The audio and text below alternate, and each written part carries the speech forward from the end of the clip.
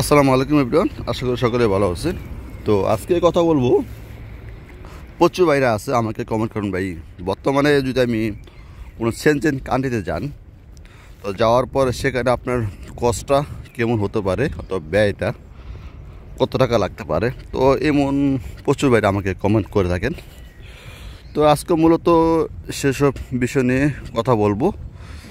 আপনার সেনজেন কান্ট্রিতে যখন আপনি আসবেন, তো কত টাকা একটু লাগতে পারে। তো প্রচুর বাইরে বলেন ভাই 10 থেকে 12 লাখ টাকা লাগতে পারে, অথবা আরও কম লাগতে পারে, অত আর বেশি লাগতে পারে। আসলে এটা আপনি 10 থেকে 12 লাখ টাকা আসবেন, এটা কোনো আসতে পারবেন না।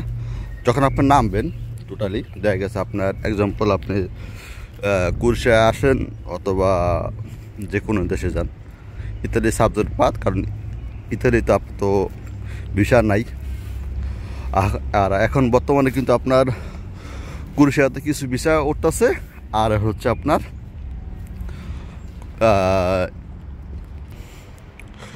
পর্তুগালে। তো পর্তুগালের ভিসাগুলা কিছু কিছু এখন বর্তমানে ভালো করতেছে। পর্তুগালের ভিসাগুলা, পর্তুগালে যেহেতু অনেক চাহিদা, কারণ পর্তুগালে যখন আপনার ভিসার জন্য আবেদন করতে যাবেন, আপনি প্রায় 20-এর উপরে চলে যাবে, কারণ 20+ প্রায় আপনার 20 থেকে 25-এর মতন এরকম লাগতে পারে। আর যদি কুরসিয়া যদি আসতে চান, তাই কুরসিয়াতে বর্তমানে আসলে আপনার যে কোনো একটা ভালো এজেন্টে গেলে আপনার 10 থেকে 15 লাখ,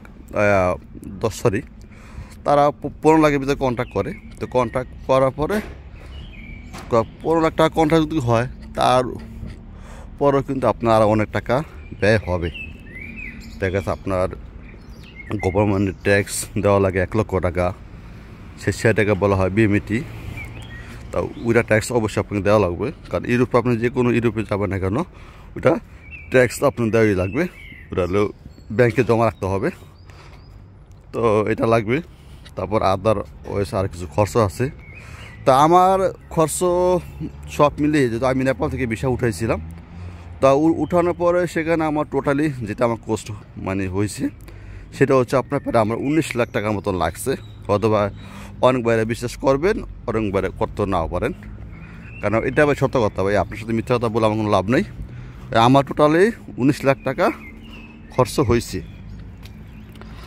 আর আরেকটা ক্ষেত্রে আছে, সেটা হচ্ছে আপনি যদি অ্যাপ্লাই করেন, দেখা গেছে, অথবা নিজে আপনার অনলাইন সম্বন্ধে আপনার সব কিছু ধারণা আছে, আপনি জানার পরে দেখা গেছে আপনি সব কিছু পারেন, তো সেই ক্ষেত্রে যদি আপনাদের নিজে অ্যাপ্লাই করে যদি আসতে পারেন, তো সেই ক্ষেত্রে দেখা গেছে আপনার 3 থেকে 4 লাখ টাকা খরচ হতে পারে। কারণ এই কথা কেন বলছি, কারণ কুরুশিয়াতে আমার এক পোলাতে যখন আমি টিএসসি কার্ড আনতে যাই, তাও সেখানে আমার এক দেশি ভাইয়ের সাথে কথা বললাম, তার 3 থেকে 4 লাখ টাকার মতন খরচ হয়েছে, সে বলল আমাকে। সেটা কীভাবে, সেটা হচ্ছে সে নিজেই আপনার অনলাইনের মাধ্যমে আবেদন করছে। তো আবেদন করার পর তার একটা অনলাইনের মাধ্যমে একটা ইন্টারভিউ নিয়েছে, যেমন যে কাজের ক্ষেত্রে যদি আপনার ওই কাজ জানেন, ওই কাজ দেখছে, দেখার পর তার পছন্দ হয়েছে, পছন্দ হওয়ার পর সে এখান থেকে ভিসা পাঠিয়েছে এবং সে সেখান থেকে বাংলাদেশ থেকে রিসিভ করছে। তো এমন যদি হয়, তখন দেখা গেছে আপনার 3 থেকে 4 লাখ টাকা লাগবে, ঠিক আছে। তো অল্প খরচে আপনি আসতে পারবেন। তাছাড়া আপনার অন্য কোনো এজেন্ট ধরে, অন্য কোনো মারফতের মাধ্যমে যদি আপনি আসতে চান, তো সেক্ষেত্রে কিন্তু পসিবল না, ঠিক আছে। আপনার প্রায় আমার যেটা খরচ হয়েছে আপনার ঠিক সেম টাকাই লাগবে, ঠিক আছে। 18-19 লাখ টাকার মতনই লাগবে। আর পর্তুগাল তো বললামই যে পর্তুগালে কিন্তু 20 থেকে 25 লাখ টাকার মতো আপনার টার্গেট ধরে রাখতে হবে, ঠিক আছে। কারণ ইউরোপে আসারা যেমন কঠিন, এখানে আসার পরে আরও অনেক কঠিন, ঠিক আছে। তো আসলে ইউরোপের, আমরা এশিয়া কান্ট্রি যতটা সহজ হয়, কিন্তু ইউরোপেরটা অতটা সহজ না। আসারা কঠিন, এখানে থাকারা তার চেয়ে অনেক কঠিন, ঠিক আছে।